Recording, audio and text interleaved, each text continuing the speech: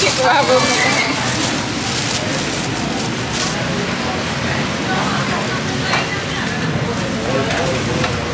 trong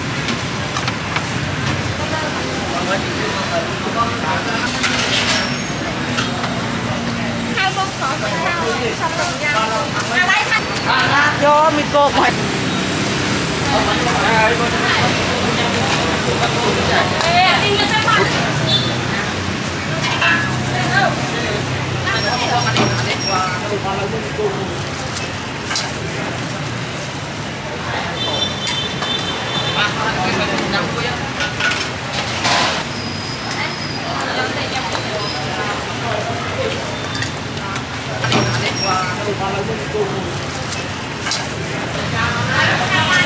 anh đang còn mi à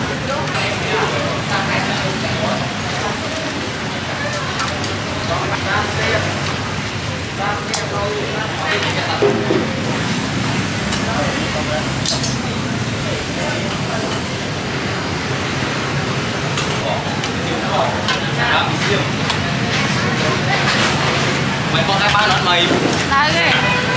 hả nói tê còn đâu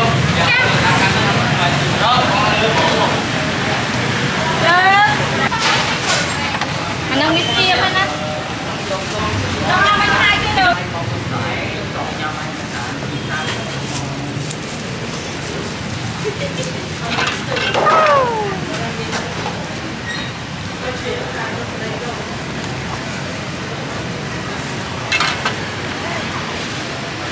con sấy tôi nhắm mà bán vi can sắt này con sấy rồi mà thật là nè sao không có vui anh con mình phải mình con ấy con phải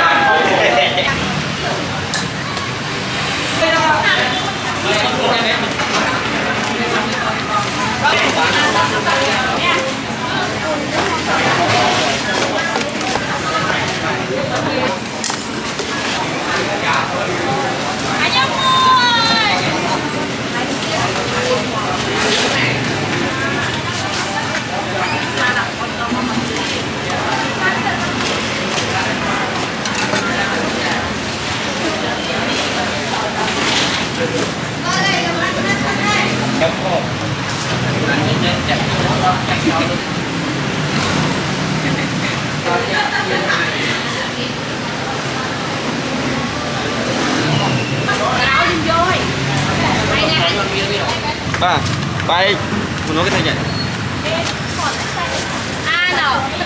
ơi hia mai từ vậy